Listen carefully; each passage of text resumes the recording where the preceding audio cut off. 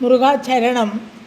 அருட்பெரும் முருகனின் புகழ் பாடிய அருணகிரிநாதர் நவமணி மாலைகள் என்று பல்வேறு தோத்திரப்பாக்கள் பாடியிருக்கிறார். திருப்புகழ், கந்தர் அலங்காரம், கந்தர் அந்தாதி, வேல் மயில் சேவல் விருத்தங்கள், வகுப்புகள், திருவகுப்புகள், திரு எழுக்கூற்றிருக்கை என்றெல்லாம் 9 விதமான பாடல்களை பாடியிருக்கிறார். இதில் திருப்புகழ், கந்தர் அலங்காரம், கந்தர் அனுபூதி இவையெல்லாம் பரவலாக பாராயணம் செய்யப்பட்டு வருகின்றன.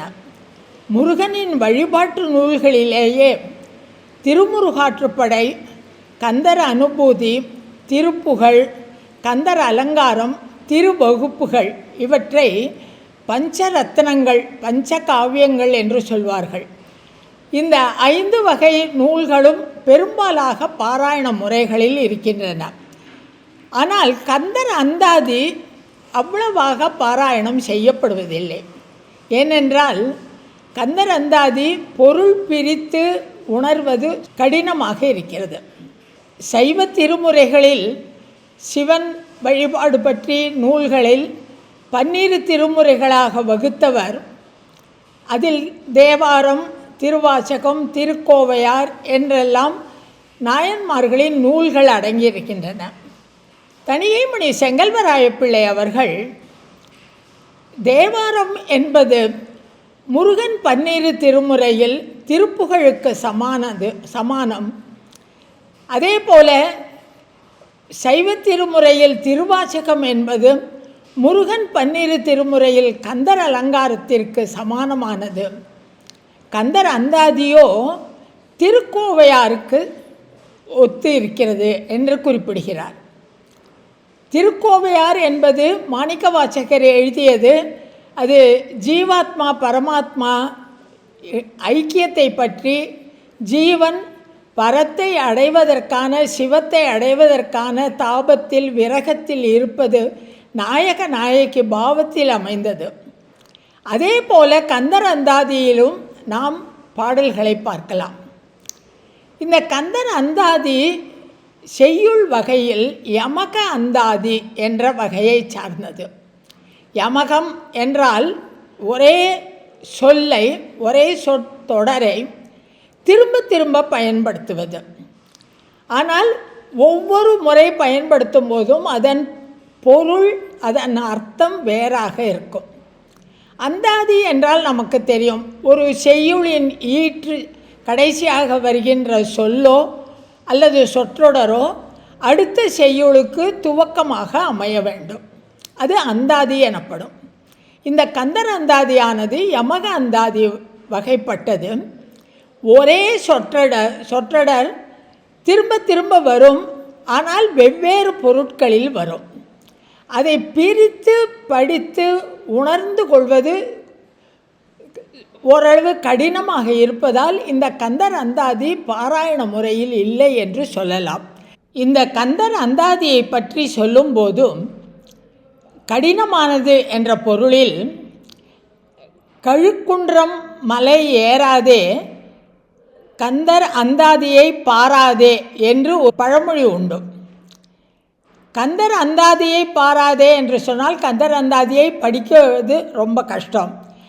அது எப்படி கஷ்டமானது அப்படின்னு சொன்னால், கழுக்குன்றம் மலை ஏறுவதை போல திருக்கழுக்குன்றம் மலை ஏறுவது என்பது மிகவும் கடினமானது. கழுக்குன்றம் மலை ஏறாதே, கந்தர் அந்தாதியை பாராதே என்றே ஒரு சொற்றொடர், ஒரு பழமொழி இருக்கிறது. கந்தர் அந்தாதியில் சி, சே, சே, தி, தீ, தே, தே என்ற 8 எழுத்துக்கள் மாத்திரமே பாடல்கள் ஆரம்பத்தில் பயன்படுத்தப்பட்டிருக்கின்றன. ஒவ்வொரு பாடலும் ஆரம்பிக்கும் போது இந்த 8 எழுத்துக்களில் மாத்திரம் ஏதாவது ஒரு எழுத்தில் துவங்குகிறது. இந்த கந்தர் அந்தாதியை பற்றி வழங்குகின்ற ஒரு வரலாறு நமக்கு எல்லாருக்குமே தெரியும்.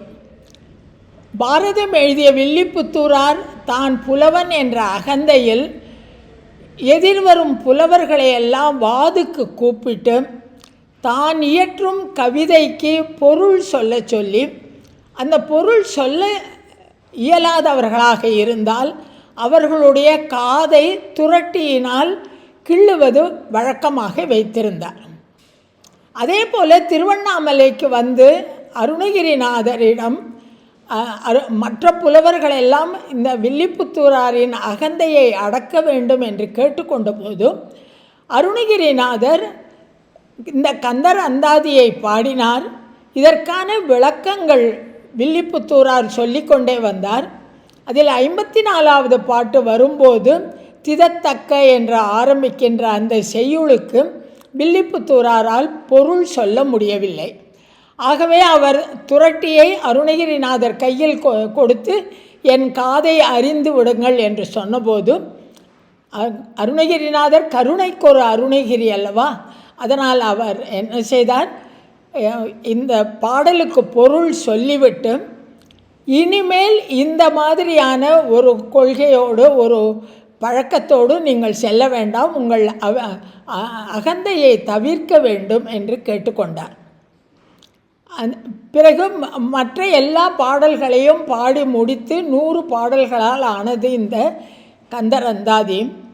இந்த கந்தர் அந்தாதிக்கு வில்லிபுத்தூராரே பொருள் கூறியதால் அந்த வில்லிபுத்தூராரின் பொருள் கருத்து உரையானது, அந்த பொழிப்பு பத உரையானது நமக்கு கிடைக்கிறது. எல்லா பெரியவர்களுமே தணிகைமணி அவர்களும் கிருபானந்த வாரியார் அவர்களும் வில்லிபுத்தூராரின் உரையையே கொடுத்திருக்கிறார்கள். இந்த கந்தர் அந்தாதியை இனி வரும் காணொளிகளில் நாம் பார்ப்போம். முருகாச்சரணம்.